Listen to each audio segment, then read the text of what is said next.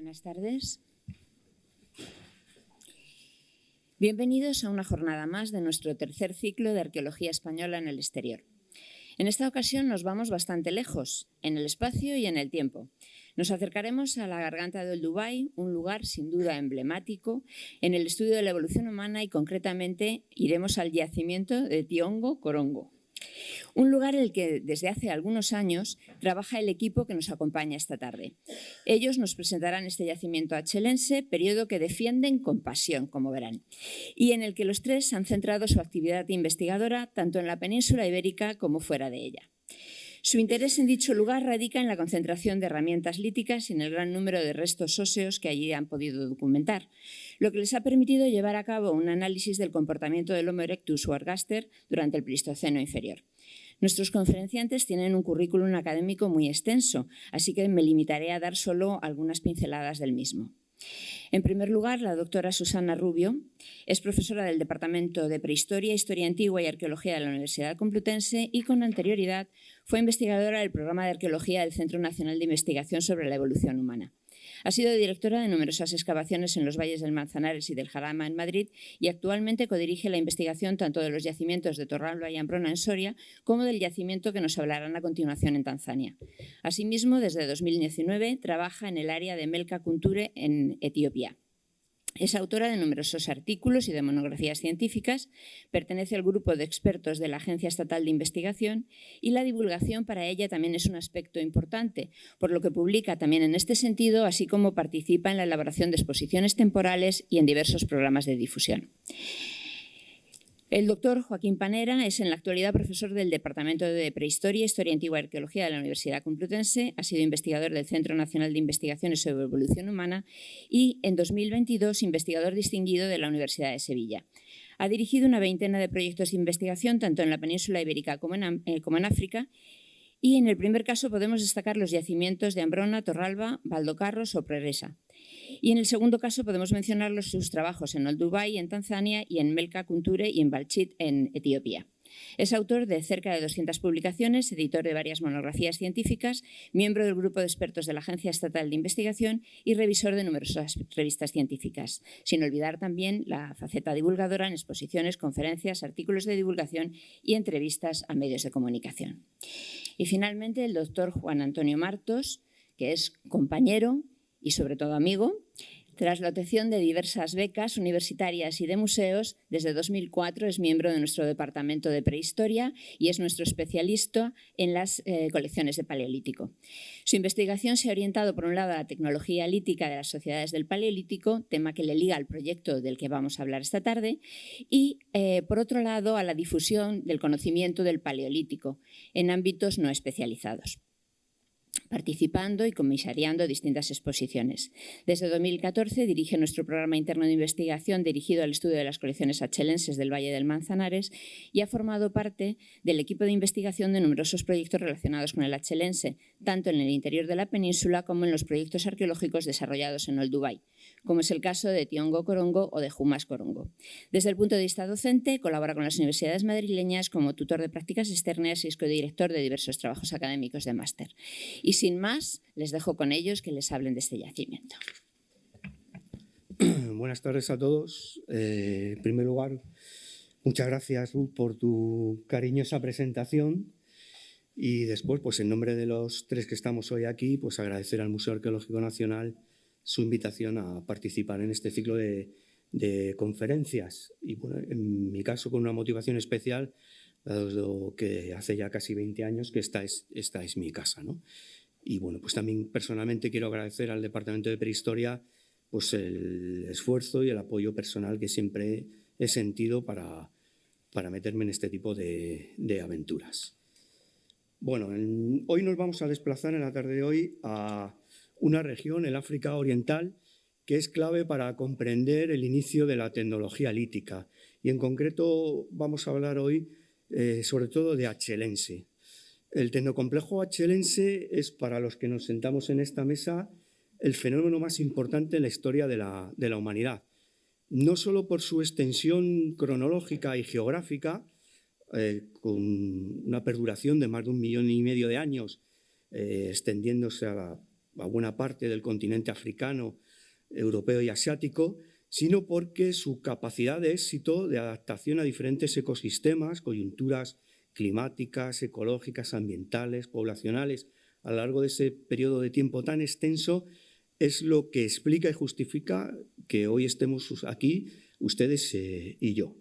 Y bueno, pues a tenor de los datos que manejamos en la actualidad, ese tecnocomplejo achelense tiene su origen en esta región en cronologías aproximadas de 1,9 millones de años, si atendemos a las últimas publicaciones que han aparecido en torno a algunas dataciones sostenidas en el yacimiento de Melka Kunture en Etiopía o incluso en la propia garganta de Olduvai, en FLK West en Olduvai, y como ven ahí también en este mismo lugar hay una concentración importante de yacimientos que atribuimos y situamos en esta achelense inicial con una cronología de 1,2 millones de años.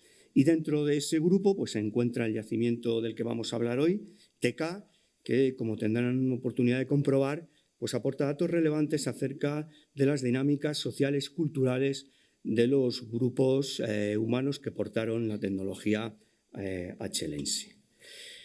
Esta región del este de África se enmarca en un contexto de rifts, de un sistema de rift. Un rift es un corte profundo en la corteza terrestre originado por el desplazamiento de la roca continental en distintas placas y pues que, como ven ahí, se extiende desde el norte, desde el Golfo de Adén y el Mar Rojo hasta el sur, el lago de Malawi, abarcando un recorrido de unos 3.000 kilómetros. Este sistema de rifts tiene su origen en el sureste de África hace unos 30 millones de años y continúa activo en la actualidad, aumentando la extensión en anchura y en esa extensión, de tal manera que se estima que en unos 10 millones de años dará lugar a una nueva cuenca oceánica al desgajarse la placa somalí de África. Bueno, por la garganta de Olduvai se encuentra, por tanto, en este paisaje, en este espacio geográfico, y bueno, por la cantidad de fósiles, el número de fósiles claves para el estudio de la evolución humana y la concentración de yacimientos que se encuentran en su estratigrafía, en sus sedimentos, pues ha recibido el apelativo de cuna de la humanidad. De hecho, en 1979 fue declarada Patrimonio de la Humanidad. La garganta de Olduvai se encuentra en el norte de Tanzania, al este de la planicie del Serengeti. Los procesos de fracturación y tectónica que van asociados a estos paisajes de rift han hecho que a lo largo del tiempo se hayan presentado en esta región, en este entorno, formaciones de fallas, de volcanes y de lagos en las depresiones, en las cuencas. Como pueden ver aquí en el entorno de Olduvai, con una orientación pues, desde el sur hacia el este, ¿no? Y bueno, este paisaje se complementa un poco con otra serie de relieves, como algunos montículos, Inselberg, formados por rocas metamórficas, fundamentalmente cuarcitas, y tanto estas formaciones volcánicas como estas otras metamórficas, por ejemplo, están aquí los Neighborsoid, son fundamentales porque son las que a lo largo del tiempo han proporcionado las materias primas sobre las que los homínidos han ido elaborando sus industrias, ¿no? Entre las formaciones volcánicas destaca el cráter del Gorongoro. Aquí tienen una vista al atardecer. Se encuentra a unos 1.800 metros sobre el nivel del mar y tiene un diámetro de unos 21 kilómetros, de cerca de 21 kilómetros, ¿no? Es una caldera volcánica formada por el colapso de una erupción volcánica que ocurrió hace relativamente poco, hace unos 3 millones de años, y pues que hoy en día es conocida por ser un foco de atracción para el turismo de los safaris por la concentración de fauna salvaje que permanece encerrada, confinada ahí en ese cráter. Aquí tienen la posición del Gorongoro. Otro de estos volcanes es el Olmoti, otro volcán extinto, con una altura de 3.088 metros y un cráter con un diámetro aproximado de 6,5 kilómetros. Esta es una vista de otro de estos volcanes, el de Magrut, 3.133 metros, una vista desde nuestro campamento. En término medio aparece la garganta y al fondo el Lemaglut. Formaciones de lagos como el lago Eyasi, que se encuentra a unos 1000 metros sobre el nivel del mar, tiene una extensión de unos 1050 kilómetros cuadrados, con una longitud máxima de 72 kilómetros y una anchura máxima de unos 16, y bueno, pues una profundidad media de 1 metro. Lo interesante, por ejemplo, es que algunos de esos paisajes de este lago se han utilizado para hacer recreaciones acerca de los ambientes en los que pudieron haber vivido los homínidos del Pleistoceno inferior, porque en ese momento la cuenca donde se encuentra actualmente la garganta de Olduvai está ocupada por un gran lago al que vamos a hacer referencia posteriormente.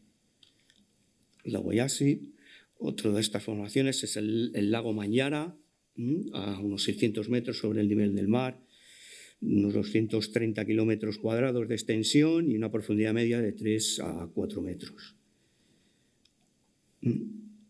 Y estos son los Neuborsoids, estas formaciones precámbricas de rocas metamórficas, fundamentalmente cuarcitas, como las que luego encontramos en el yacimiento de Teka. Esta es una vista también desde el otro borde de nuestro campamento. Estos son los Neuborsoids. Y aquí su localización con respecto a la garganta de Olduvai, al norte de la confluencia entre la rama principal y la secundaria de la garganta de Olduvai. Bueno, esta es la garganta de Olduvai, una vista cerca de la tercera falla desde un escarpe, nororiental.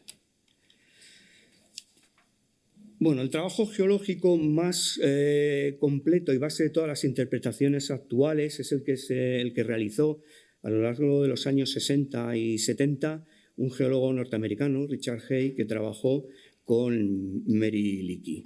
Hace unos 2 millones de años este área estaba sujeta a actividad volcánica y estaba ocupada por un gran lago que fue drenándose conforme se modificaba la red fluvial debido a la actividad tectónica. Al ir encajándose con el tiempo esa red fluvial, fue erosionando sedimentos de carácter lacustre, fluvial, aluvial, que se habían ido formando en esos 2 millones de años, dejando abierta, expuesta, una secuencia estratigráfica de cerca de 100 metros, ¿no?, con una serie de niveles que encierran las evidencias más antiguas de actividad humana.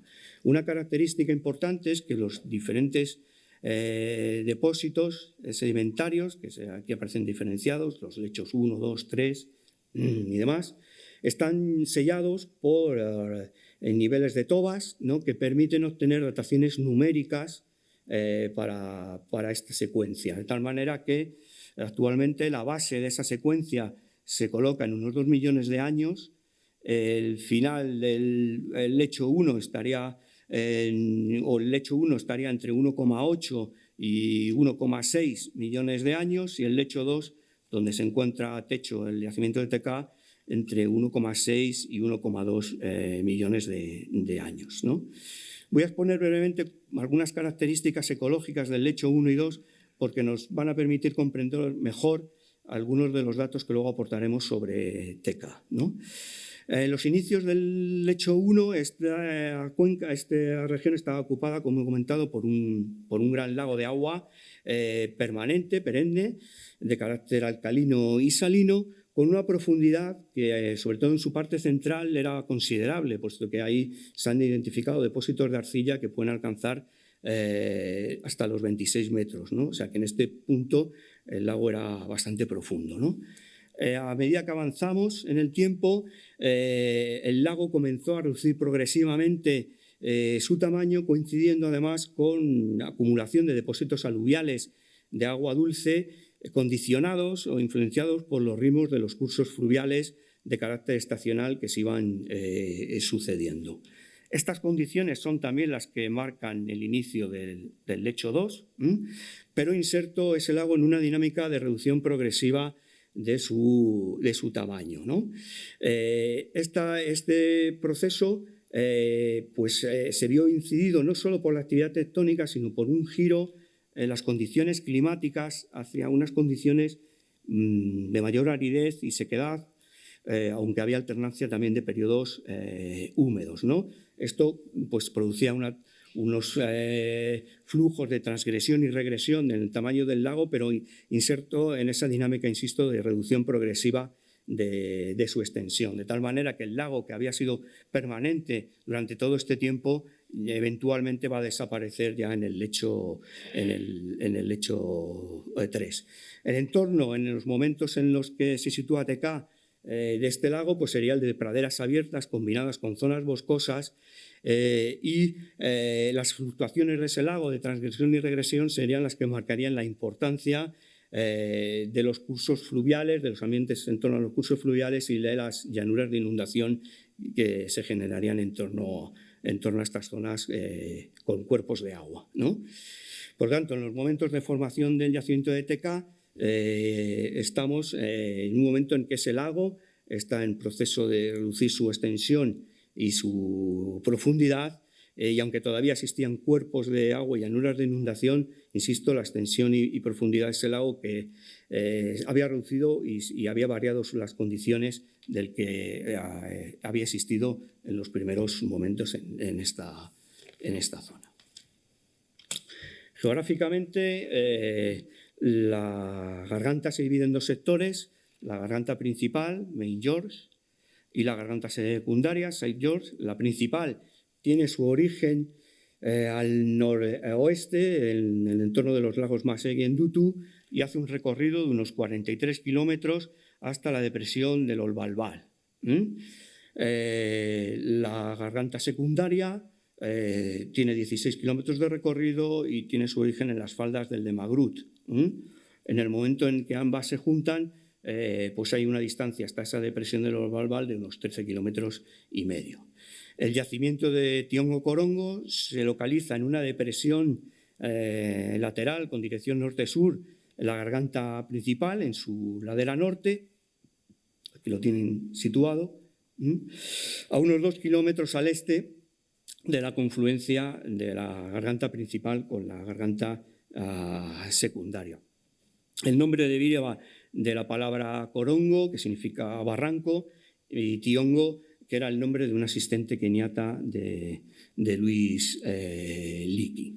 Aquí pueden ver una sección transversal con la posición aquí en altura, en esa ladera del yacimiento. Bien, esta es una vista aquí del yacimiento, Tiongo Corongo, tomada desde el escarpe nororiental. Y bueno, pues en la fotografía, no sé si se aprecia bien, pero les aseguro que subir y bajar todos los días al yacimiento es un magnífico ejercicio para los cuádriceps. O sea que hacemos deporte. Y esta es una vista ya desde la parte baja, ¿no? Aquí en la zona media de la fotografía discurriría la garganta y al fondo aparece el de Magrut, y creo que incluso esta corresponde al Gorongoro. Bueno, el yacimiento fue encontrado relativamente pronto. Luis Leakey, en las expediciones que realiza a la garganta en el año 1931 y 32, ya localiza bifaces en esta zona realizados sobre placas de cuarcita, una cuarcita un tanto especial por un alto contenido en dióxido de silicio que hace que se pueda confundir con el cuarzo, y que es la misma cuarcita que aparece en esas formaciones metamórficas que mencionaba al principio, como los Neighbor Soit. Además, Luis Leakey también ya situó el punto estratigráficamente en el techo del lecho 2. Sin embargo, el yacimiento no va a ser excavado hasta el año 1963 por Mary Leakey. En ese momento ella abre dos áreas, a las que denomina trinchera 1 y trinchera 2, pues con las extensiones que aparecen ahí en metros cuadrados reflejadas. Mary Leakey también describe una secuencia estratigráfica, ya ven aquí, aproximadamente de unos 5 metros a techo de este lecho 2, donde pueden verse niveles de arcillas, tobas y costras calcáreas, con industrias, llegó a identificar industrias dispersas en diferentes niveles, pero destacando dos niveles arqueológicos principales a los que denominó Upper Occupation Floor y Lower Occupation Floor. y bueno, incluso por debajo de la Lower Occupation hay una serie de sedimentos de canal donde también se habían identificado o recuperado industria. Los dos niveles principales, la Upper y la Lower, pues para ella eran auténticas, verdaderas paleosuperficies que se habían, paleosuperficies de arcilla que se habían consolidado y meteorizado a causa de una exposición subaérea prolongada y que habían sido selladas por niveles tobáceos.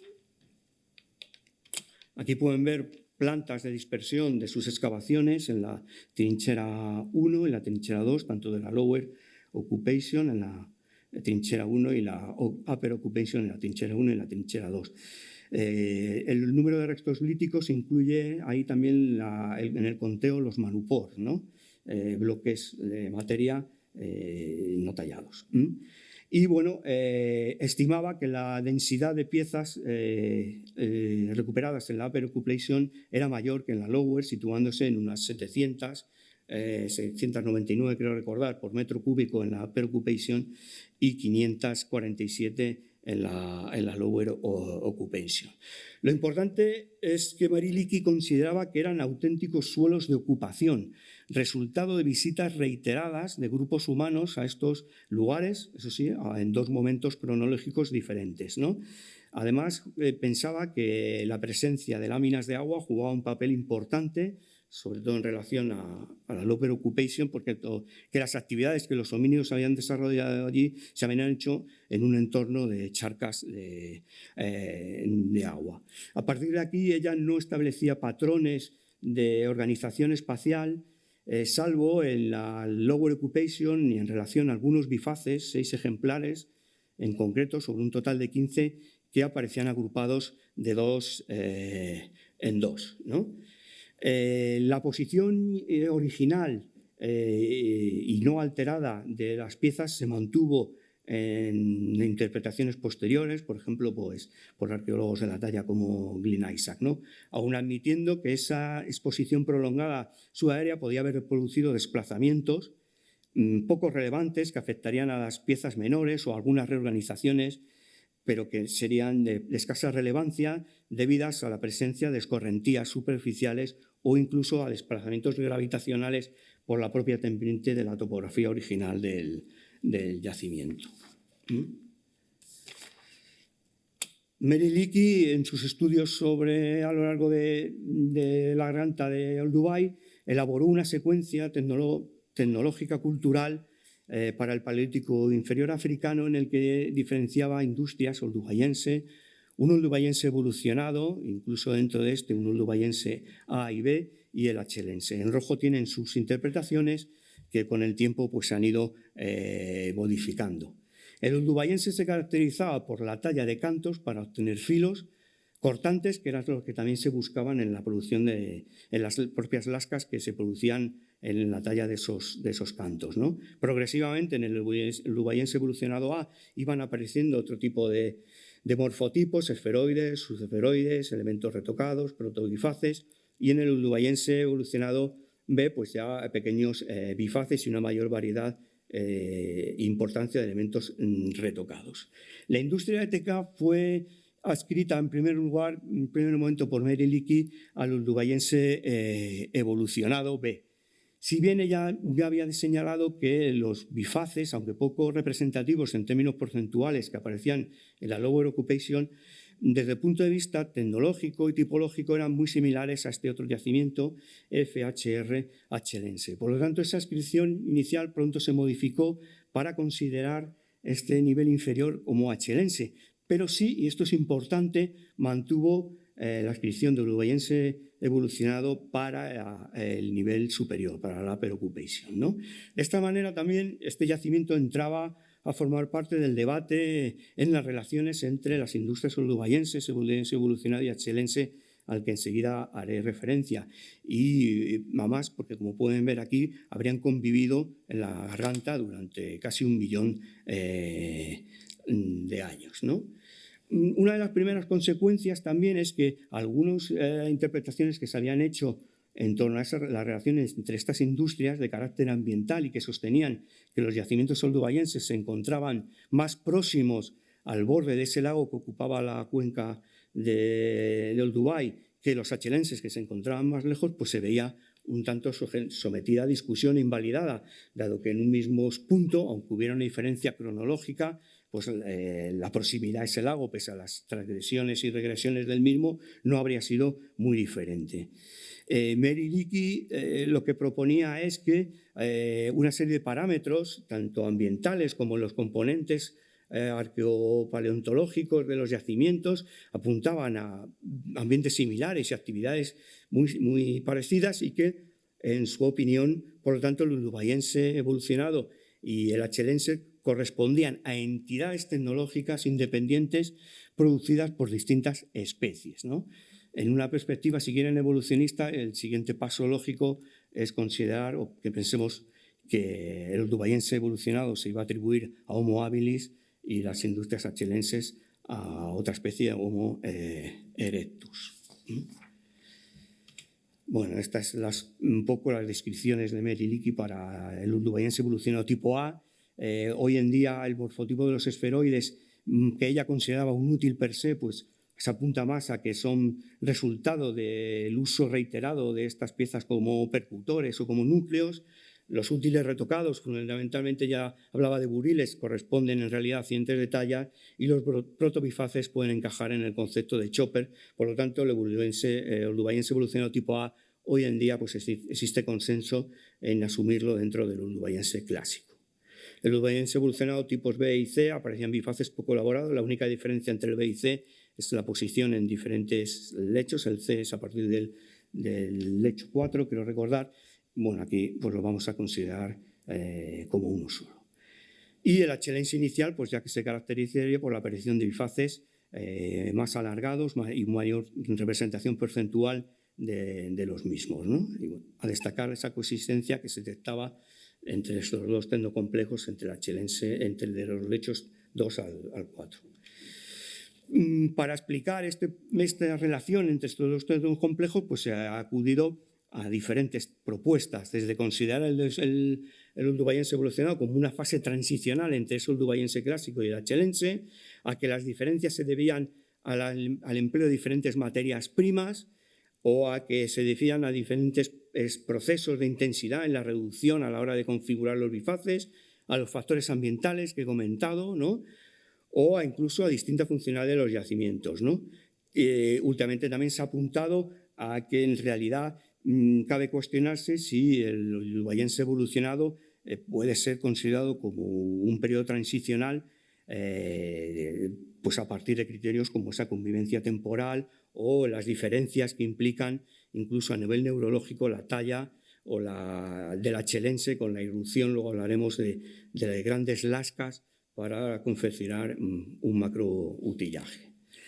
Lo interesante a señalar aquí es que estos debates que tienen origen en la garganta de Olduvai se realizaron a partir de los estudios, dibujos y publicaciones facilitados por la propia Mary Leakey. Esto constriñe y limita, genera un déficit profundo en las interpretaciones que se hacen en torno a estas cuestiones, ¿no? De tal manera que consideramos que cualquier valoración sobre los conjuntos líticos del Olduvai debe hacerse a partir de un estudio directo de esas colecciones. Es más, también existe un riesgo en el reanálisis de colecciones, porque han sufrido avatares a lo largo del tiempo, y de incluso contextualizar su información a partir de la obtenida en excavaciones que tuvieron lugar hace pues, más de 50 años en algunos casos, ¿no?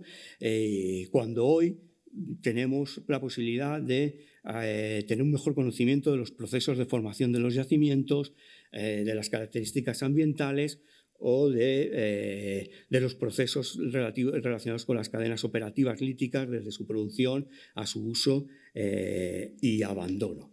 ITK es un buen ejemplo porque aquí pueden ver las áreas que excavó Mary Leakey, aún visibles hoy en día. Si recuerdan, les comentaba que ella mantuvo la diagnosis, la atribución para la upper occupation del carácter oldubayense, y si ven en las excavaciones actuales se puede observar que la upper floor, el nivel superior, la upper occupation, se encuentra topográfica y estratigráficamente unos 30 centímetros por encima de la lower floor en esa trinchera 2, ¿no? Por lo tanto, no se puede admitir mantener todavía que se corresponda con la upper occupation esa superficie, y esto condiciona todas las interpretaciones que se han hecho en relación a estas posibles relaciones entre el achelense y el oldubayense a partir de estas colecciones. Es decir, en cierto sentido, topográficamente y estratigráficamente, las únicas colecciones que serían válidas desde un punto de vista comparativo son las que recuperó en la trinchera 1 Lower Occupation achelense. Aún así, en los estudios que nosotros vamos a presentar, dado que no existe una certeza absoluta de que en aquellos momentos se recogieran todos los materiales, pues se centran únicamente en los materiales que hemos recuperado en nuestras excavaciones. Les comentaba que el achelense puede definirse, o un elemento definidor puede ser la irrupción de la fabricación de grandes lascas para elaborar un macroutillaje distintivo del achelense, lo que llamamos bifaces, triedros y hendedores. La gran cuestión es si estas grandes lascas sirvieron para utilizar o elaborar herramientas para hacer actividades que ya se estaban realizando antes, o si se elaboraron para realizar actividades nuevas, ¿no? Un debate abierto. Otros debates abiertos son si de verdad existió o cuándo terminó el oldubayense y cuándo se inició el achelense, ¿no? Si existió un periodo de transición entre ambos y cuánto duró, o si se puede mantener que ese oldubayense evolucionado es en realidad un periodo de transición. Los bifaces, pues bueno, son herramientas que se caracterizan por la talla de un volumen de materia prima, que puede ser un canto, una placa o una gran lasca, mediante talla para obtener un filo perimetral cortante mediante la talla por ambas caras. Y generan formas generalmente circulares, ovalares o elípticas, y donde la parte funcional no solo es los bordes perimetrales, sino también la punta. Los triedros pues se caracterizan por tener en su zona distal un extremo más o menos apuntado y una sección triangular, y con una base que puede estar tallada o no, con corte reservado, y se configuran generalmente sobre cantos y en menor medida sobre lascas. Y los hendedores son herramientas configuradas sobre grandes lascas. Cuando hablamos del concepto de grandes lascas nos referimos a lascas de tamaños superiores a 10 centímetros que poseen un filo natural distal, en su zona distal, que es la zona funcional, está aquí, que posteriormente se puede ver modificada por retoques, por huellas de uso o por retoques para intentar alargar la vida útil de la herramienta, y que al menos otro de sus lados está mínimamente configurado para dotarle de un equilibrio. Esta tecnología, que tiene su origen, como he dicho al principio, en esta región del África Oriental hace 1,9 millones de años, es la que más de 1,5 millones de años después vamos a poder rastrear en los conjuntos achelenses del interior de la península ibérica y, por ejemplo, en las condiciones del Manzanares, que también estudiamos y conocemos bien. En el año 2006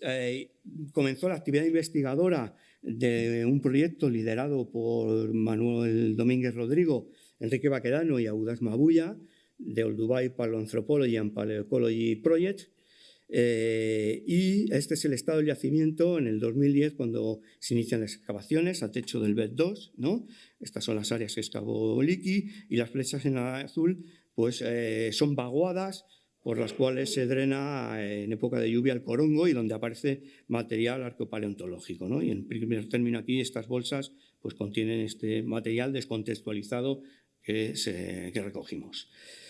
En esta planta pueden ver la localización de las trincheras de las áreas excavadas por Leakey, y lo que hicimos nosotros fue excavar las áreas adyacentes para poder controlar la información proporcionada y publicada por Mary Leakey. Aparte, se hicieron una serie de áreas de sondeo para intentar delimitar las marcadas en negro la extensión del yacimiento.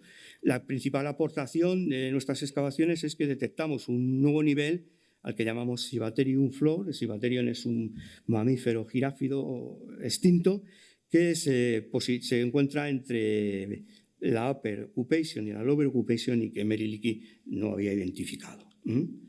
Esta es la disposición de las áreas excavadas por nosotros junto a las áreas abiertas por Mary Leakey. Esta es una vista del proceso de excavación del yacimiento desde el oeste hacia el este. Y bueno, la estratigrafía, el afloramiento de TK permite observar una secuencia estratigráfica de casi 9 metros, ¿no? Aquí ven, 8 metros, casi 9 metros, con niveles de arcillas, tobas y costas calcáreas que se correlacionan fundamentalmente con los lechos 2, 3 y 4, principalmente el 2, que alcanza más de 7 metros de espesor. La parte inferior de esta secuencia se identifican niveles arcillosos con texturas y colores diferentes, entre los que se intercalan algunos niveles delgados de tobas.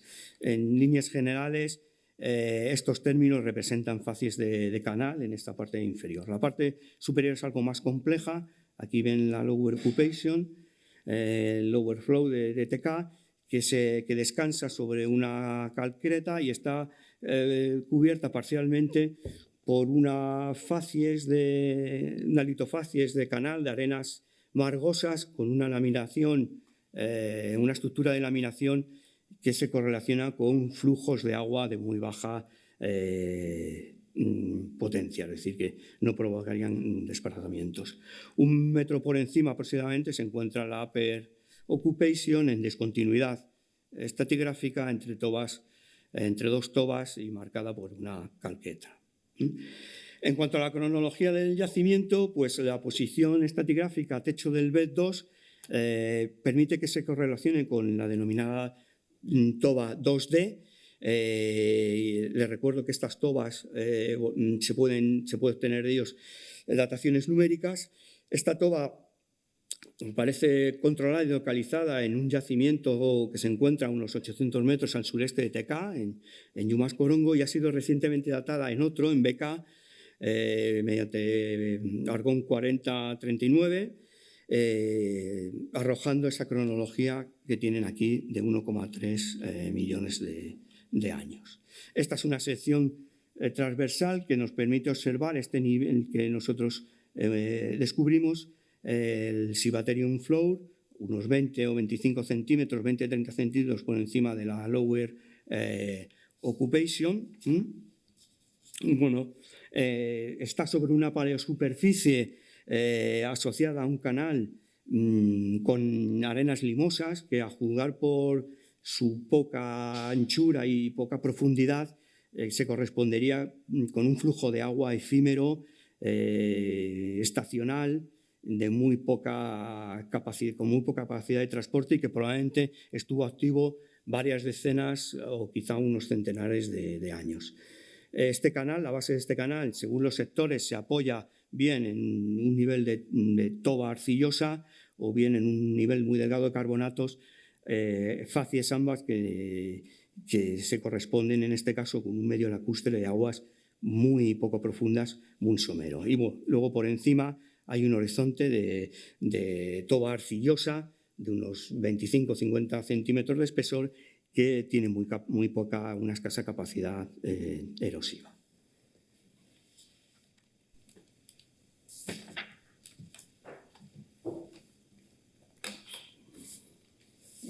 Vamos a ver a continuación la paleosuperficie TKLF, cómo es el registro arqueológico, y vamos a...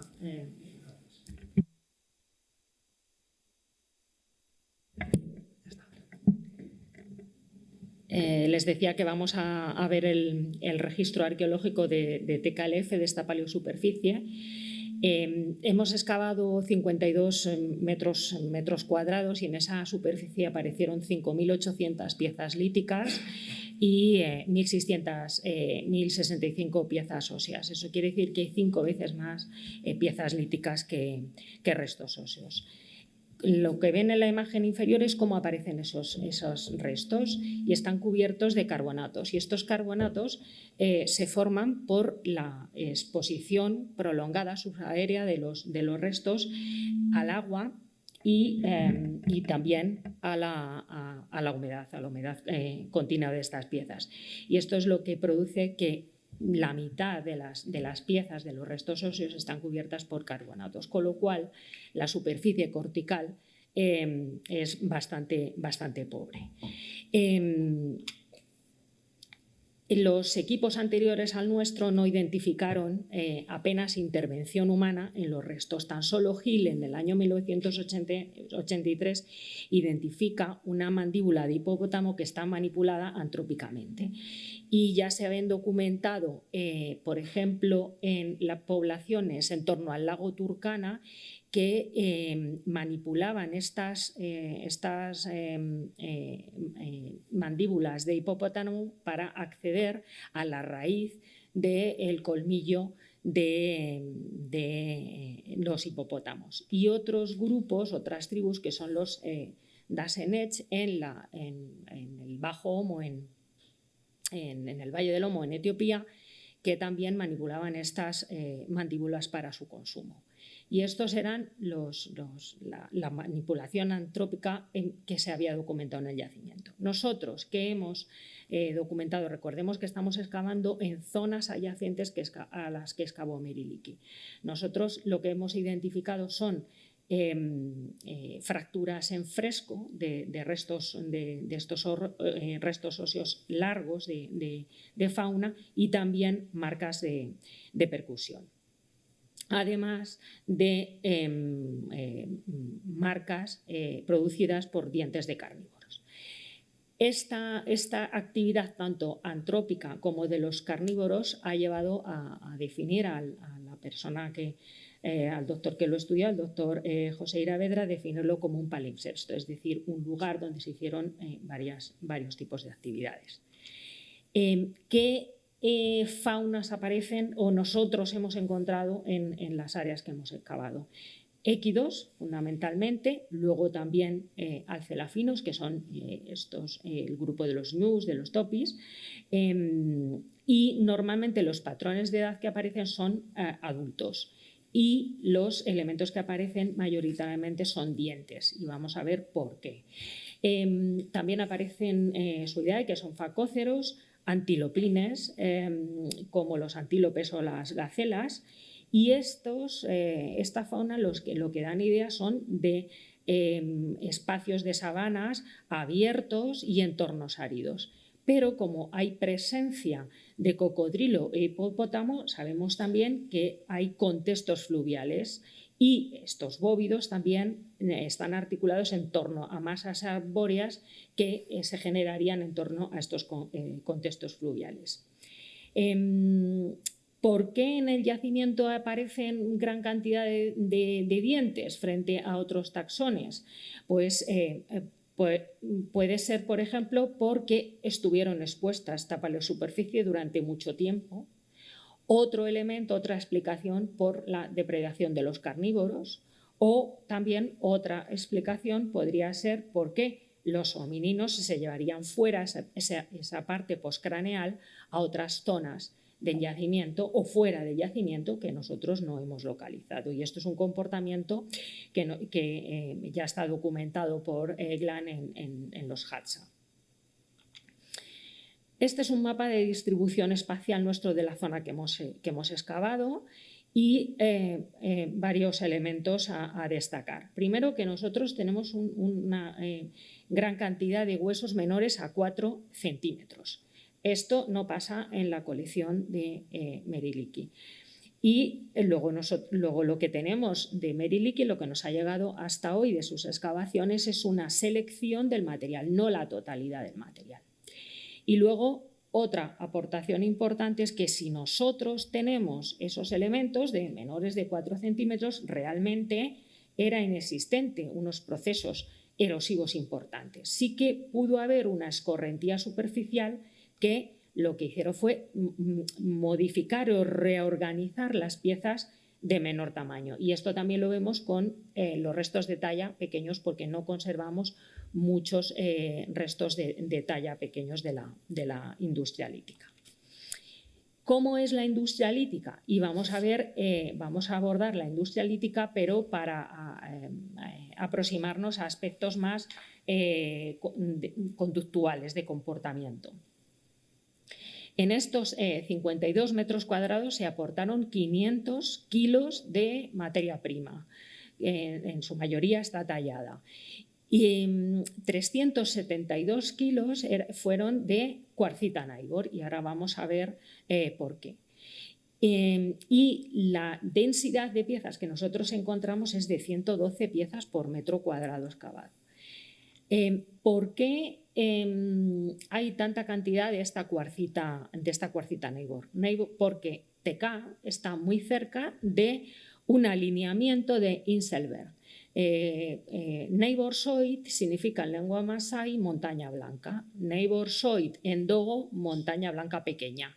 Bien, la distancia que hay entre Nybor Soit en dogo y la cabecera del yacimiento de TK es de 750 metros, o sea que la fuente de materia prima estaba muy próxima al yacimiento. Pero esto es actualmente.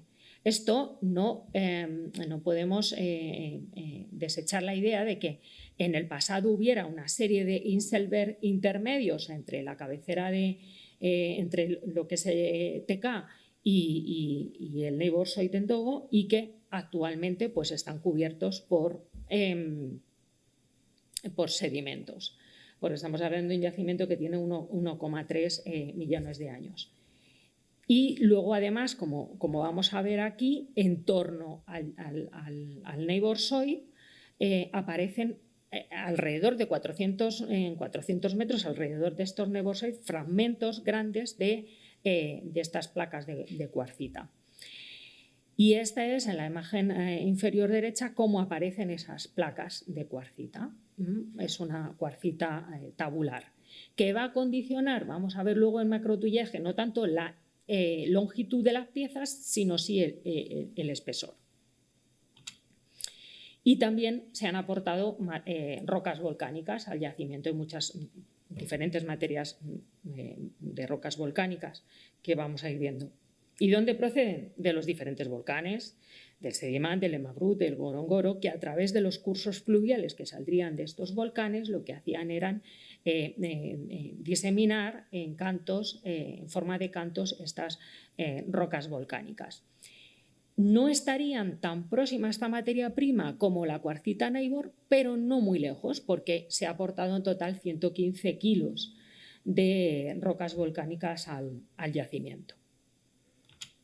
Y no solamente tenemos este Nybor Soit, las rocas volcánicas que llegarían de estos volcanes, sino hay otros Inselberg, otros afloramientos como este del Kelogi, que está a 9 kilómetros en línea recta de TK. No hay muchas piezas en Neis, pero algunas sí, y una sola pieza de sílex. En este momento la accesibilidad a esta materia prima era difícil y solamente tenemos una pieza, pero una pieza muy interesante porque es de configuración de un bifaz. Es decir, configuraron el bifaz, pero se quedó allí esa pieza que da testimonio de la configuración del bifaz, pero el bifaz no está. O sea, ¿qué salió? ¿No? Y estamos ya aproximándonos un poco a cómo es el comportamiento de estos homininos. Vamos a ver cuáles son las categorías tecnológicas que aparecen, que nosotros hemos localizado, y cuáles son las implicaciones que tiene. Percutores. La mayor parte, y esta es la única categoría tecnológica que se destaca, están realizados sobre basalto. Son percutores que tienen 10 centímetros de longitud y unos 400 gramos de peso.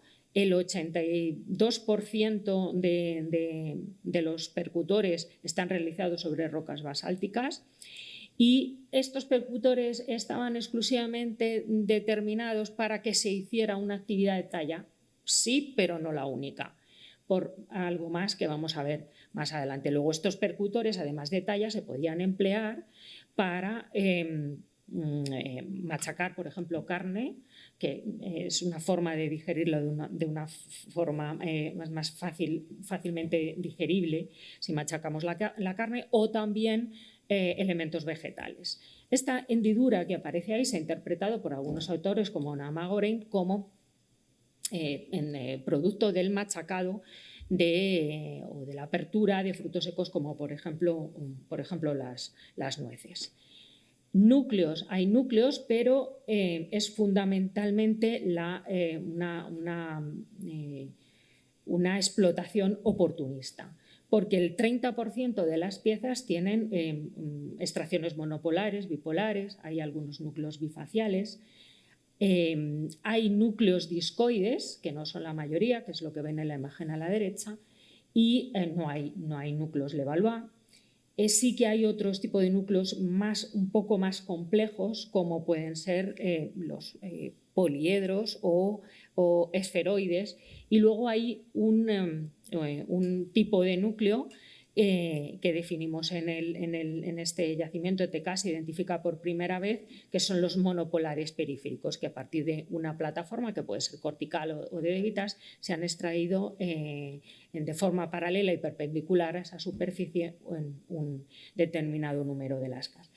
Es interesante que aparecen en TK lascas de 24 centímetros, pero no tenemos esos núcleos. Luego quiere decir que esas lascas, grandes lascas, serían talladas, elaboradas en una primera aproximación fuera del yacimiento y luego se incorporaron, pero sus núcleos, grandes núcleos, no los tenemos.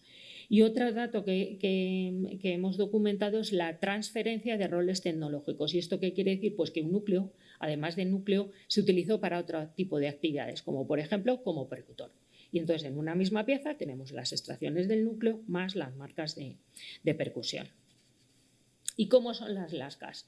No vamos a ponernos a hablar de las lascas, pero unos datos. Por ejemplo, en cuarcita Neighbor, que teníamos, los homininos tenían el Neighbor al lado, se conserva toda la cadena operativa, es decir, desde la lasca enteramente cortical a la que no tiene corteza. Todo el proceso se hizo en el yacimiento. Y no ocurre lo mismo con las rocas volcánicas, porque solamente hay 3 lascas enteramente corticales. Luego todo apunta a que esas rocas volcánicas, que probablemente su procedencia estaba más alejada que las de afloramiento, se testaban en ese punto origen de origen de materia prima y ya entraban parcialmente devastadas al sitio.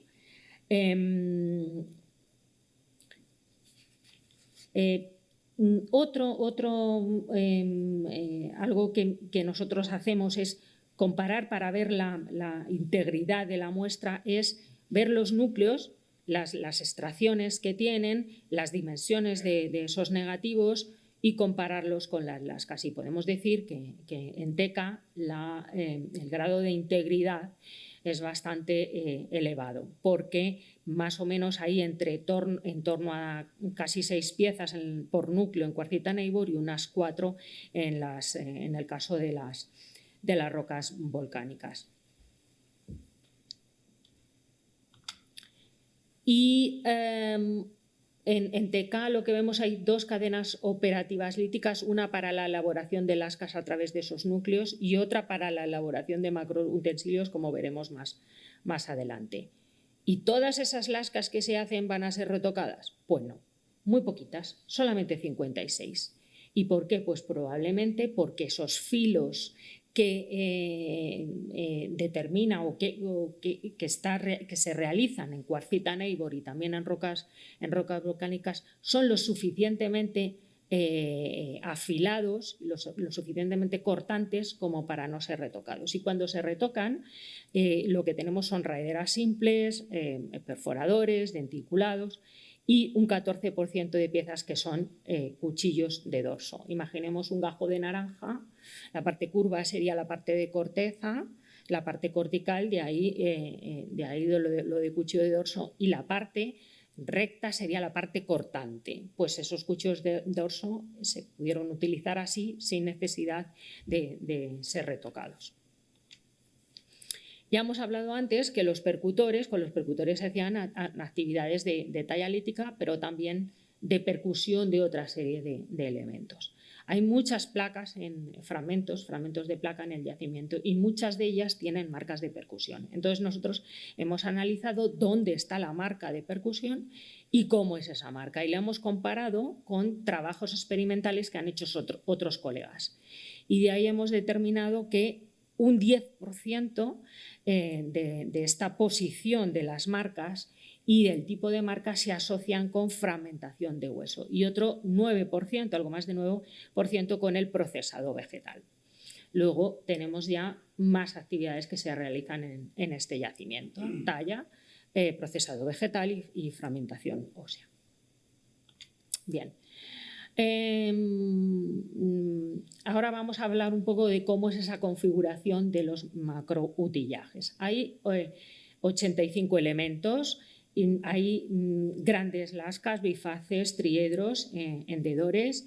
Ese bifaz que sostiene Manuel Santonja en la mano, pues es una gran pieza que puede tener en torno de 30 centímetros de longitud. Y vamos a ver por qué se hacían este tipo de piezas.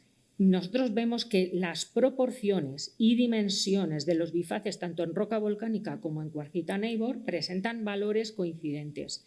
Y esto es lo que muestra es que, a pesar de los diferentes procesos de elaboración que se siguieron, dependiendo si era un cantú, una placa o una lasca, la idea final era obtener formatos similares. Hemos documentado también la existencia de preformas, es decir, en la fase inicial de elaboración de un bifaz, que finalmente se dejaban pues, porque surgían fisuras o se rompía la pieza y se descartaba. También las puntas de estos bifaces, también los extremos basales únicamente, también las partes mesiales. Luego esto nos lleva a determinar que en el yacimiento se elaboraron y también fueron utilizados. Pero lo que ven en la parte izquierda, el número 1 serían bifaces número 1 y 3 serían bifaces en basalto, 2, 4 sobre rocas de cuarcita Neighbor. Viendo todo el proceso de elaboración de estos bifaces, vemos que hay una configuración bifacial intencional para crear zonas que fueran apuntadas funcionales y otras zonas prensiles para agarrar estas piezas. Además, hemos documentado el reacondicionamiento de las puntas. Ven, por ejemplo, en el 4 o también en el 6. Lo que hacen es, una vez que se han botado ese bifaz, para alargar la vida útil de la pieza, lo vuelven reacondicionar la punta. Y esto no se ha documentado una vez, sino que es un uso repetitivo y prolongado de esta acción de perpetuar y de alargar la vida útil. Como hemos visto antes, si recordamos la imagen del Neighborsoid, hemos visto placas de diferentes tamaños. Y a pesar de que hay placas de diferentes tamaños, ellos seleccionan unas y nosotros tenemos un grupo de bifaces en torno a 20 centímetros de longitud y otro grupo de bifaces en torno a los 26 centímetros de longitud. Luego ellos están seleccionando un tipo de materia de tamaño de placa para hacer unos determinados bifaces. Luego, entonces sí que podemos hablar de una verdadera economía de estas materia prima y sobre todo de un acondicionamiento de la talla y de la talla bifacial para estos bifaces, sobre todo fundamentalmente elaborados en placa. Aquí vemos también este reacondicionamiento en el bifaz 1, en el 3 ven que le falta la punta, esa punta se ha perdido probablemente por uso. Estos serían bifaces de filo transversal. En el número 1 vemos cómo le falta la parte distal por uso. Aquí también tenemos en el 6 bifaces de filo transversal. El 7 sería un bifaz al que le falta la punta, es un bifaz sobre lasca. El 12 es un hendedor, 14, 11, 8 son picos triédricos, el 13 sería una lasca, gran lasca, que ha sido retocada. sorprende, y esto porque estamos trabajando en ello, trabajo experimental para aproximarnos a cómo estos homininos de hace 1,3 millones de años tallaban esta materia prima, que haya lascas y además lascas tan grandes. Luego, evidentemente, estas lascas se obtendrían directamente en los afloramientos del Neversoid. Hemos medido también y comprobado cómo son las secciones proximales y distales de los bifaces, y para ver cómo es ese proceso de talla. Y lo que hemos visto, si nos fijamos en 3, 4 y 2, es que tienen unos dorsos. El 40% de los bifaces en cuarcita naivor tienen dorso, y el 21% de esos bifaces, de ese 40%, tiene doble o triple dorso. Estos dorsos son los ángulos que ven en estos bifaces en pantalla, que es directamente la placa según se obtiene del Neighbor. Luego, y esto probablemente se hizo para una economía de la talla, es decir, de esta forma solamente tengo que modificar la parte distal, solamente tengo que elaborar bifacialmente la parte distal de la pieza, y la parte inferior es la de la propia placa. Hay a veces que está un poco modificada por talla bipolar, pero en muchas ocasiones, y nosotros lo que pensamos, el equipo que trabajamos en ello, lo que pensamos es que realmente la punta sería para utilizarla, y luego la parte inferior, esos ángulos que tienen, para facilitar el agarre. Si nosotros vemos esta distribución espacial de los bifaces y vemos el mapa A, esos dos polígonos que hay en azul, vamos a ver cómo en el que está situado más al oeste hay 63 bifaces, y en el que está situado al este hay 7. Luego, dentro del yacimiento, lo que estamos viendo es que hay unas áreas concretas de actividad, probablemente la presencia de agua y de recursos que creemos que son eminentemente vegetales, es lo que convierte a Ateca en un espacio referencial.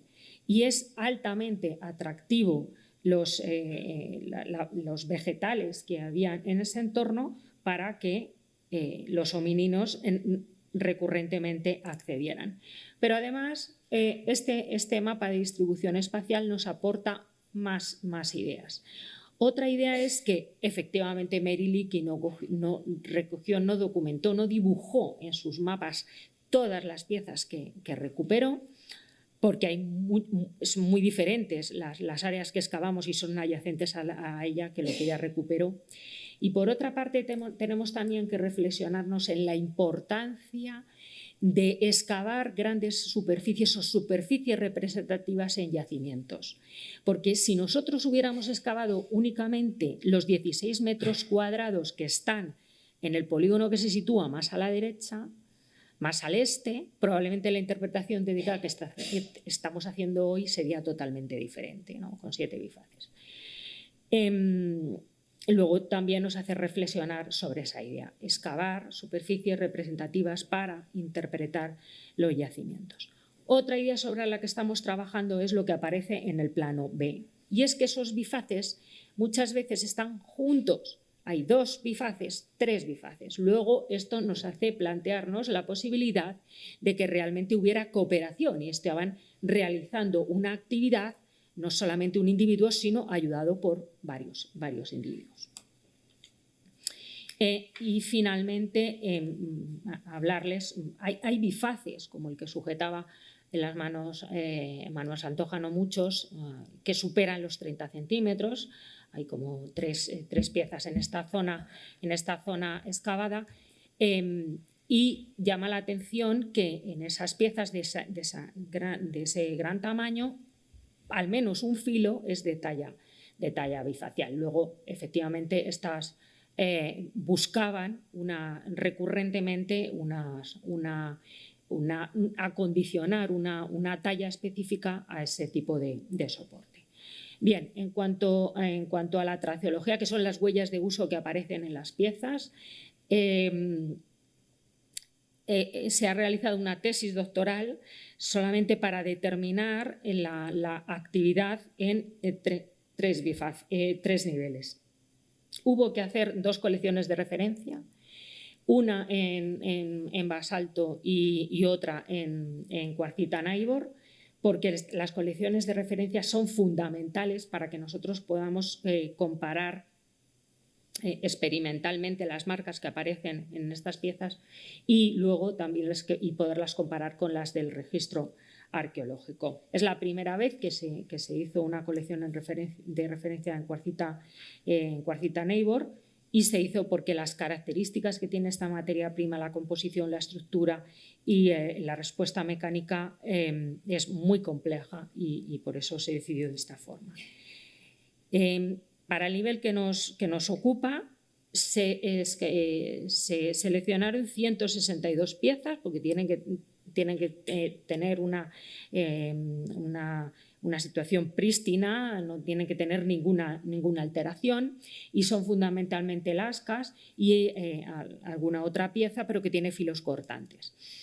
De esas 162 piezas, solo 6 dieron positivo, dieron que tenían huellas de uso incontestables, es decir, un 3,7% de la muestra total.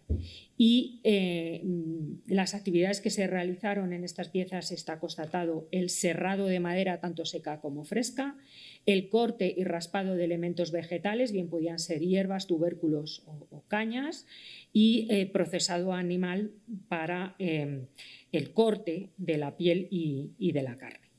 Bueno, pues cedo la palabra a Joaquín Panera. Bueno, voy a procurar abreviar un poco mi intervención dentro de lo posible, máxime que soy tendente a extenderme. Han tenido la amabilidad de dejarme uno de los niveles que más juego nos está dando y una de las oportunidades que hemos tenido de que la arqueología no nos deja de sorprender, ¿no? Cuando ya parece que lo teníamos todo aprendido de este yacimiento y habíamos excavado una superficie suficientemente representativa que les ha explicado mi colega Susana Rubio, nos encontramos con esta superficie que Juan Antonio ya ha pasado por encima de ella, en la que bueno, pues parecía otra superficie similar a la que nos habíamos encontrado, con más herramientas líticas, marifaces. De momento teníamos poca información, hasta que nos encontramos esto. Una auténtica, algo inesperado, sorpresivo, que por fortuna son cosas que suelen pasar en la arqueología cada cierto tiempo y bueno, pues es uno de los grandes alicientes que tiene nuestro trabajo. Por cierto, el año pasado nos volvió a pasar, ¿no? Con otro nivel en este yacimiento, algo que no esperábamos y de lo que bueno, estamos muy esperanzados. Pues bueno, pues aquí además aprovecho ya para presentarles a personajes muy importantes del mundo de la evolución humana. Aquí tienen a Manuel Domínguez Rodrigo, que es el factotum de este proyecto, que cuando empezó a finales del siglo XX a trabajar en África era prácticamente un visionario, ¿no? Que un español pudiera intervenir en la garganta de Olduvai. 30 años después estamos trabajando gracias a varios equipos y podemos decir hoy día que España tiene un papel muy importante en la arqueología de los orígenes humanos. Por otra parte, también aprovecho para presentarles a Manuel Santonja. En ese momento fue el que comienza la dirección de este yacimiento, entre otros muchos, que es uno de los grandes expertos y especialistas en este gran periodo de la humanidad del que ya les ha avanzado algo mi colega Juan Antonio, ¿no? que es el achelense. Es uno de los grandes expertos del achelense europeo, del achelense africano, y por cierto que sigue muy activo y bueno, pues es uno de los investigadores probablemente que más yacimientos y más herramientas líticas de este periodo haya investigado. Bien, pues nos encontramos con esta, y aquí está Raquel Rojas, que es restauradora y además una ilustradora excepcional. Van a ver algún dibujo de los que hace ella. Bueno, los que ha puesto Susana los ha realizado ella, que ya no se hacen porque llevan mucho tiempo y ahora todos vamos a cosas más rápidas como la fotografía. Nos encontramos con esta superficie ósea, aquí tiene una ortofoto que nos deja un poco descolocados y bueno, pues Manuel Domínguez Rodríguez nos indica que es un Ciguaterium que es este giráfido que tienen aquí representado, extinto, desapareció hace 1 millón de años aproximadamente, ¿no? Con oxiconos también como las jirafas, bueno, pues con una altura de más de 2 metros, 2,5 metros, ahí tienen alguna recreación. Bueno, pues nos encontramos con buena parte del esqueleto de este giráfido rodeado de herramientas líticas, mientras que en el nivel inferior pues ya han visto que eran todos fragmentos pequeños y de muchas especies diferentes además, ¿no? La estratigrafía aparece en este nivel, que no me voy a detener más, puesto que Juan Antonio ya se lo ha descrito. Únicamente destacar que tiene 25 o 50 centímetros de espesor y que no tiene capacidad de arrastre.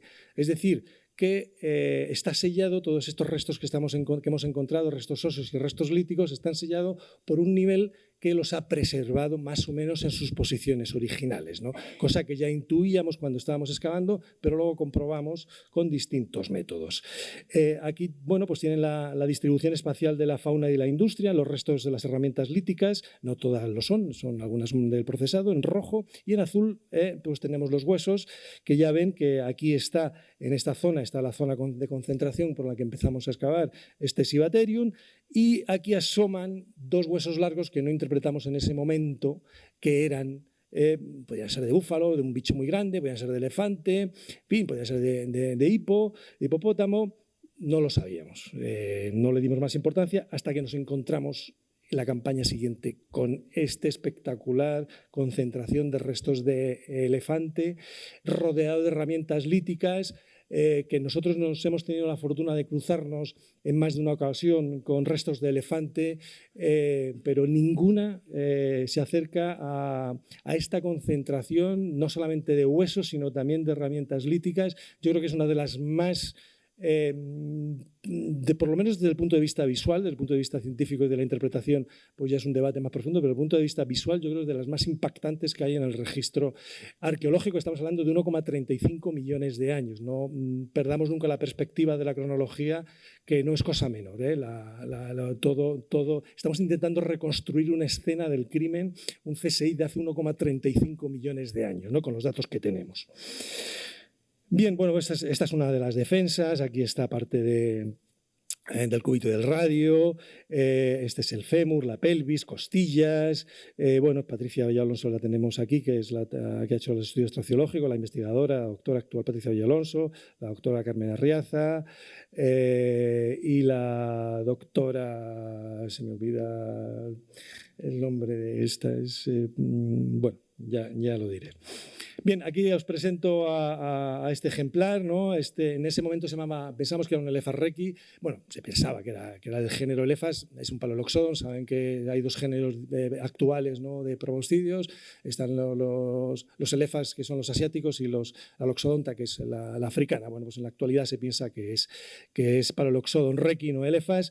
Es el elefante más grande que ha existido, más de 4 metros, y si los actuales son grandes, pues, y los que tenemos aquí en la península ibérica, que son el Elephas antiquus, lo es, pues llega a los 4,5 metros de altura, 14-15 toneladas, en fin, pues aquí ya ven la referencia, ¿no?, entre los tamaños, los ejemplares más grandes y los más pequeños con respecto a la escala humana, ¿no?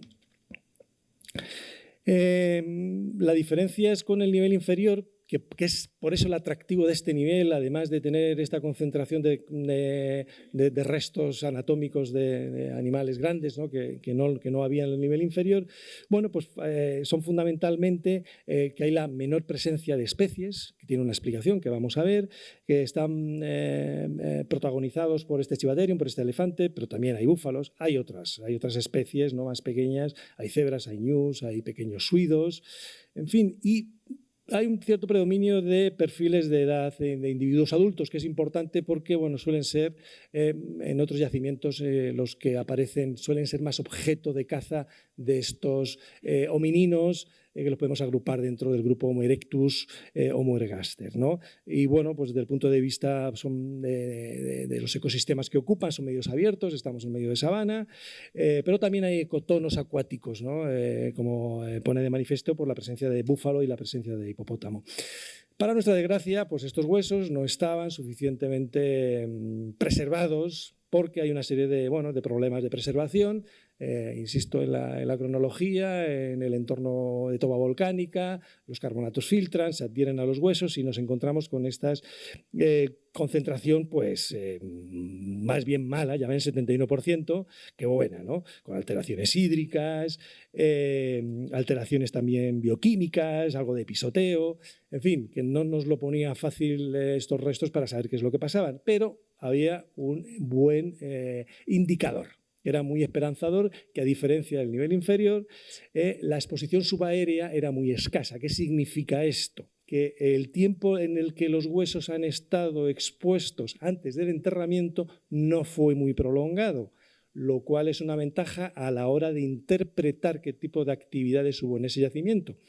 Piensen en el paisaje, que se van sucediendo muchas actividades, se pueden suceder muchas actividades de grupos humanos incluso distintos que se van superponiendo, y a nosotros lo que nos llega es una mezcla de todas esas actividades y que tenemos que intentar un poco diferenciar, discernir unas de otras, lo cual pues cuanto más tiempo haya transcurrido, más difícil. Es decir, el caso Pompeya, ¿no? De una erupción volcánica que lo sella todo y lo deja tal cual, pues nada más que existe en Pompeya.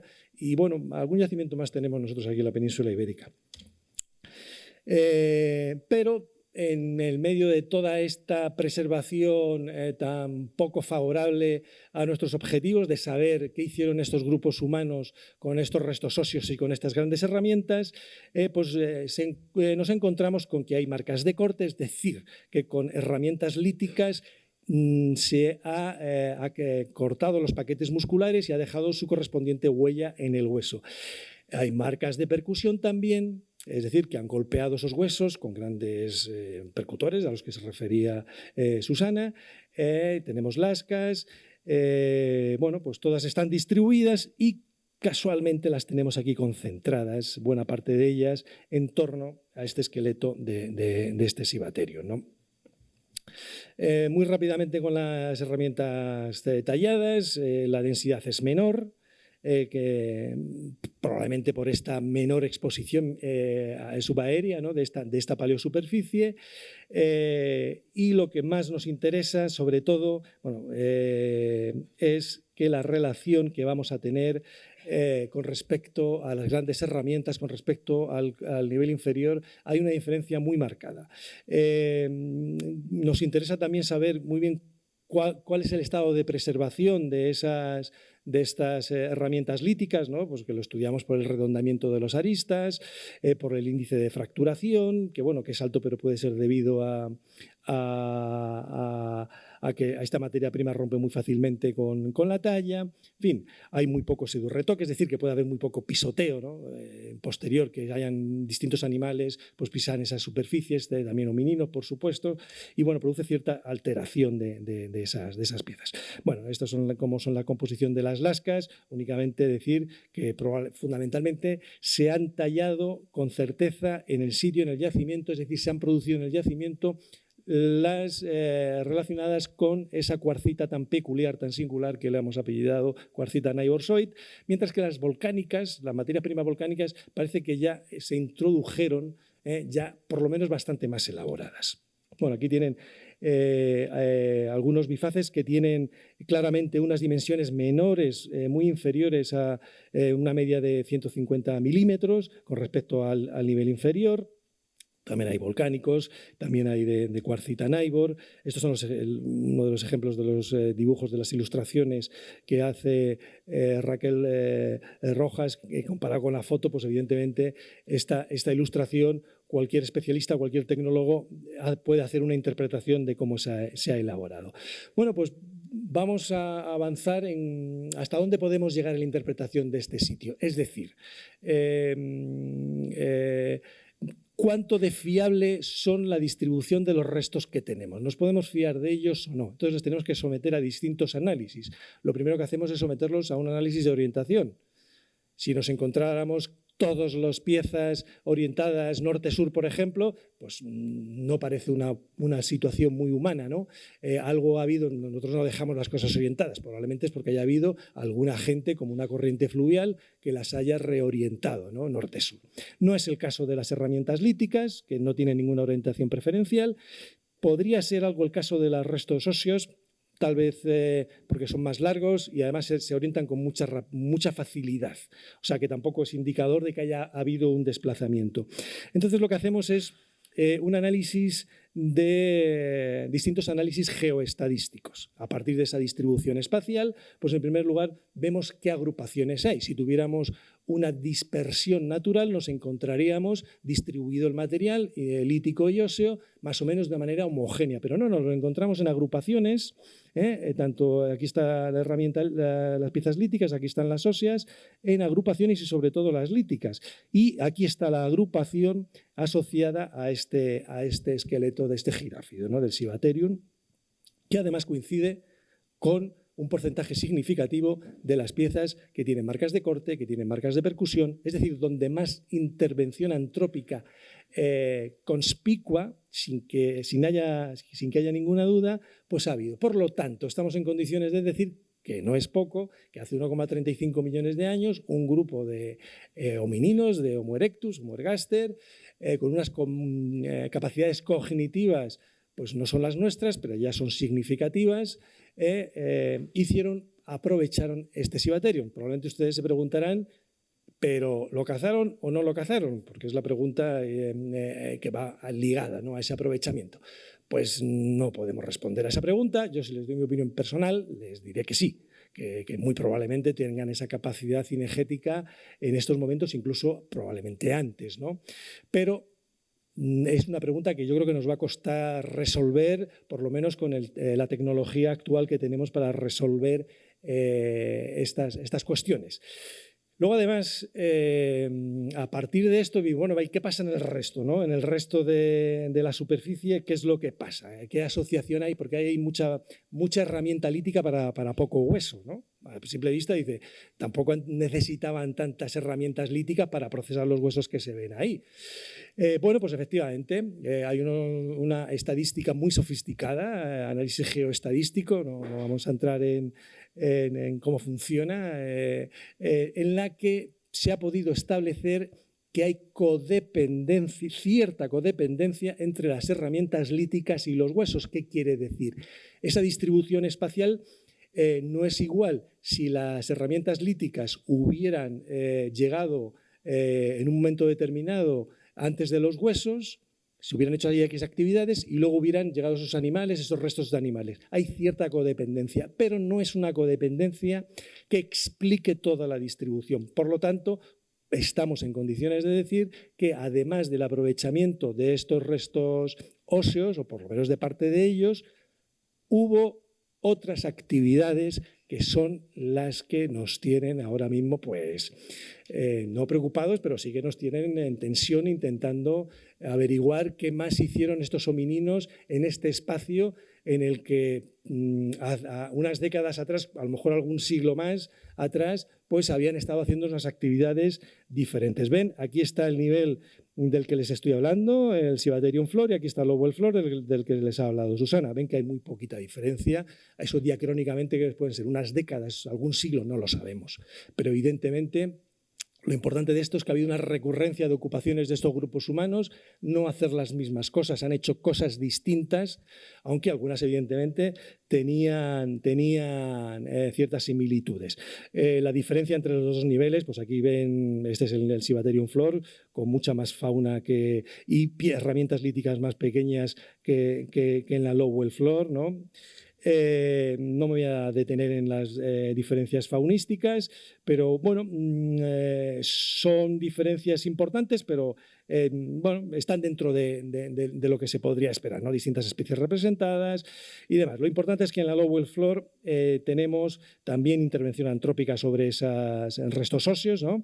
Hay fracturas en fresco, significa que el hueso se ha fracturado cuando el animal acababa de morir hace poco tiempo, ¿no? Que es muy distinto de que si el hueso pues llevaba mucho tiempo expuesto y el animal hacía años que había muerto. Esto da una posibilidad más a que fuera aprovechado bien por los humanos o bien a lo mejor por los carnívoros, ¿no? Aunque hay pocas marcas de dientes, ya ven que hay 4, y de hecho en la Civipterium flor no hay ninguno. Bueno, pues en los dos tenemos actividades humanas, de carnívoros, alguna de carnívoro en la lower floor, en la Civiparium floor probablemente también habría alguna actividad de carnívoro, los carnívoros están continuamente actuando, pero no la hemos detectado y por lo tanto no sería muy significativo, ¿no? La industria lítica, pues también ven, ¿no?, que las herramientas, el número de piezas es considerablemente superior, esta densidad a un nivel que en otro. Sí me interesa llamar la atención de las diferencias de cómo son estas piezas en los dos niveles. Aquí ven las lascas, las dimensiones, la longitud, por centrarme en una de las dimensiones, son lascas mucho más grandes en el nivel superior que en el nivel inferior. Bueno, pues aquí tienen algunas de los núcleos, están representados, y lo más llamativo y lo que más nos está ayudando a interpretar, por lo menos ofrecer hipótesis alternativas hasta lo que ahora se había pensado sobre este gran periodo achelense que empieza ahora, ya sabemos, cerca de hace 2 millones de años en Etiopía, Melkakunture, y que termina hace 300.000 años en África, también en Europa, también en la península, que es un proyecto que estamos investigando aquí desde este museo, liderado por Juan Antonio, que termina de manera simultánea a nivel global y que ha dominado el mundo, que es la primera globalización hace 1,8 millones, durante 1,8 millones de años. Bien, pues esto nos permite, los arqueólogos somos muy dados a ver evolución por todas partes. O sea, en cuanto tenemos la oportunidad, pues vemos una gradación y hoy he visto además un proyecto de tesis que lo plantea en un mismo yacimiento, ¿no? Bien, pues nosotros nos podríamos haber lanzado a la piscina aquí y pensar, no, pues ya tenemos una evolución de la achelense, aquí los bifaces son más pequeños, entonces pues hay una complejidad cognitiva mayor porque son capaces de hacer bifaces más pequeños. Nosotros optamos por la interpretación funcional, es decir, están haciendo esas herramientas líticas en función de las actividades que están desarrollando, y esa es un poco nuestra obsesión, saber qué actividades desarrollaron allí, no solamente para comprender esa diferencia tecnológica entre estos niveles, sino también para intentar dar un nexo común más allá del tecnológico a todo este periodo, entre comillas, esta tecnología que compartimos durante más de 1,8 millones de años, pues en 3 continentes, ¿no? Y queremos saber lo que pasó allí y nos permitirá explicar qué pasó aquí, en el Valle del Manzanares, por donde ustedes se pasean habitualmente, en Madrid-Río, pues también hay restos de estas mismas herramientas líticas, solo que pues, de hace 300.000 años, pero son las mismas. Bueno, pues aquí tienen los bifaces. Fíjense en la longitud de los del complejo inferior y los de la Lower Occupation Floor y los del Civiparium Floor. O sea, no tienen nada que ver, ¿no?, unos con otros. Por lo tanto, las conclusiones que podemos sacar de estos dos niveles es que no hay una diacronía significativa. Las faunas y las especies, bueno, pues hay diferencias, pero no son suficientemente significativas, pero la industria lítica sí, especialmente las herramientas líticas.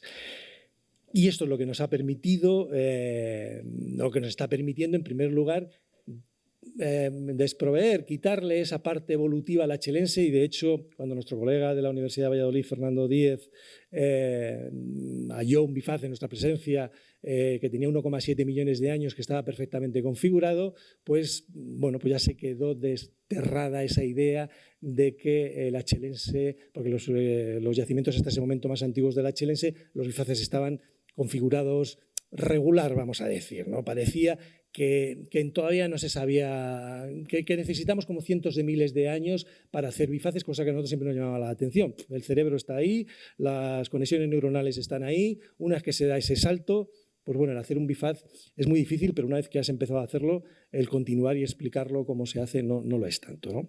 Bueno, pues este yacimiento ha permitido descartar ya esa visión evolutiva del periodo achelense. Para nosotros es algo que permanece más o menos constante, ¿no? Y que hay que interpretar estas herramientas como elementos funcionales y hay que vincularlos, por supuesto, con la materia prima. Yo no voy a poder ser capaz de hacer un bifaz con unas características y la materia prima que tengo es muy mala. Y luego, ¿para qué lo quiero hacer? No es lo mismo si quiero excavar y buscando un tubérculo, como lo hacen los hatcha, lo hacen con palos, que tienen que hacer hoyos de 1 metro cúbico, que si quiero cortar pues, una rama de un árbol, pues evidentemente, aunque utilice una herramienta similar, los tamaños de esa herramienta van a ser diferentes. Además de esto, tenemos unas perspectivas para la TECA que, bueno, pues, que no pueden ser más halagüeñas, ¿no? Para el futuro. Primero tenemos el nivel del Elefantes, ¿no? Del Lefarreki, lo tenemos ahí, que nos va a proporcionar también otra visión de un mismo nivel comparado con la del Sivaterium. Tenemos otros varios niveles más que estamos estudiando. Hay un nivel intermedio, o sea, además de estos dos niveles que les estoy diciendo que están tan juntos, pues en el medio tenemos otro que lo hemos llamado, que es un canal arenoso, que es este que tienen aquí. El año pasado descubrimos otro, bueno, ya lo conocíamos, pero no tenía la entidad que vimos el año pasado, que hemos llamado Clay Floor, que tiene una superficie arcillosa también que nos está dando una información muy útil. Y bueno, pues estamos a la expectativa de localizar, que lo tenemos ya medio localizado, de Channel, ¿no? Que parece un grupo de rock de los 70, de Mary Leakey, que, si se fijan ustedes, pues no tiene bifaces, ausencia de bifaces, y eso nos llama mucho la atención porque en 1500 piezas debería haber aparecido alguno, ¿no? Entonces, bueno, pues si fuéramos evolucionistas diríamos que es olduayense y que tenemos la transición, el olduayense, el achelense inferior, el achelense medio, pues podríamos contar toda esa historia, pero esperamos por lo menos para contarla a saber funcionalmente qué es lo que se hizo con esto. Bueno, hacemos análisis medioambientales, con biomarcadores, con isótopos. Y luego además estamos trabajando en otros yacimientos, porque la ventaja que tiene la garganta de Olduvai es que ha preservado una de las mayores, bueno, es la mayor concentración de yacimientos con mejor calidad de conservación del registro arqueológico de los orígenes humanos, ¿no? Y entonces justamente al otro lado de la garganta pues nos encontramos con otro yacimiento que también excavó en los años 70 Mary Leakey, que se llama Fisgali, porque había muchos restos de pez gato, y tenemos la ventaja, en primer lugar, de que hay una diacronía importante, aquí tienen que está entre 800 y 600.000 años, que tenemos la misma materia prima y por lo tanto vamos a poder seguir testando esa influencia de las actividades en la tecnología y en la capacidad cognitiva de estos homininos. Estamos intentando aplicar pues, todas las tecnologías que en la actualidad tenemos a nuestro alcance. Incluso estamos implementando nuevas tecnologías como, bueno, que es la obligación, ¿no? de la investigación, abrir nuevas vías que no sabes dónde te van a llevar. Te pueden llevar a un camino sin salida o puedes descubrir una nueva vía, que es lo que nos pasa con una tesis doctoral que está en marcha, de la morfometría geométrica, es decir, a partir de la forma de estas, pensamos que hay una relación directa entre la forma de estas herramientas y su funcionalidad, por lo tanto, pues ahora podemos matemáticamente, con mucha precisión, determinar la morfometría geométrica de esas piezas y, bueno, una combinación de experimentos y forma, pues a ver si podemos acotar un poco para qué sirvieron estos bifaces, que por cierto ya les digo que después de más de un siglo investigando sobre ellos no lo tenemos nada claro para qué sirvieron. O sea, pero bueno, no sé si será nuestra generación o la próxima la que consiga avanzar.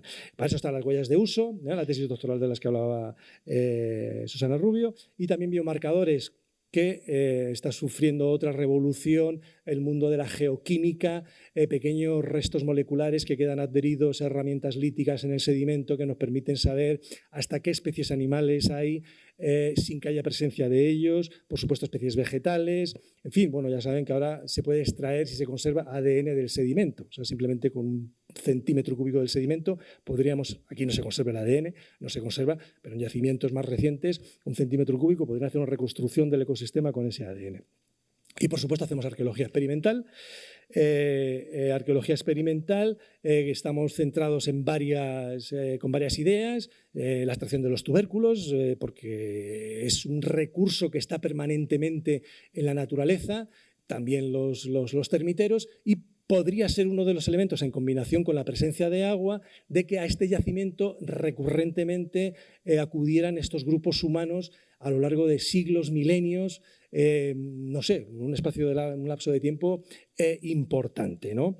Y para eso, pues bueno, pues con los grupos Masái que viven en la actualidad en el entorno de la garganta de Olduvai, son ganaderos, no son cazadores-recolectores, pero bueno, pues por ejemplo, pues aquí tenemos a nuestro colega Lobico, que nos ayudó mucho durante nuestra investigación. Pues cuando le comentamos la idea, enseguida, por cierto, no habla suajili, creo que hacíamos con un intermediario porque él habla masái nada más.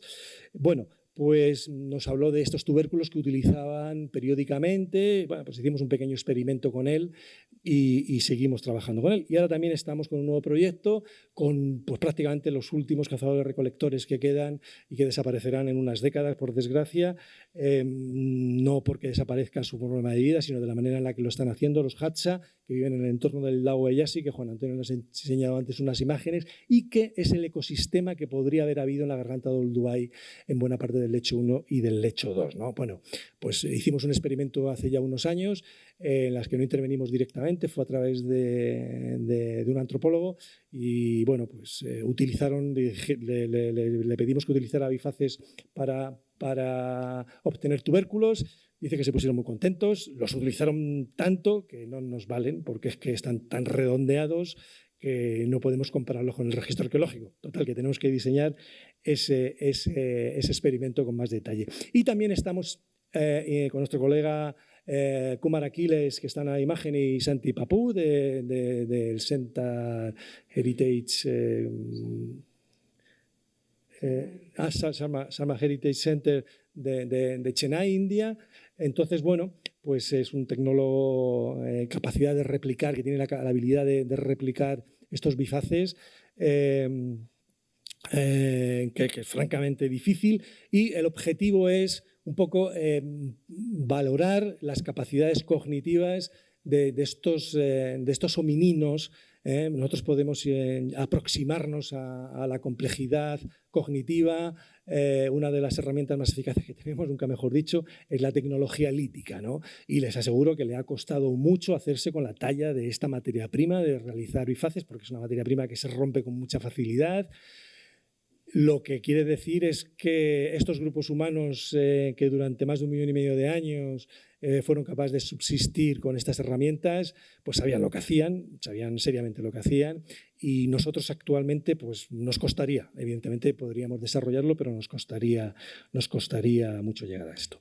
Y nada más, muchas gracias por su atención. Esta es una imagen de cuando nos dejamos el yacimiento con el sol cayendo, ¿no? Que siempre es muy evocadora, y por supuesto agradecer a todos los que nos financian nuestra investigación de una manera u otra, que son muchas instituciones, y esperemos que haya cierto impulso, ¿no?, en el futuro para que podamos pues continuar liderando a nivel mundial la arqueología de los orígenes humanos. Muchas gracias.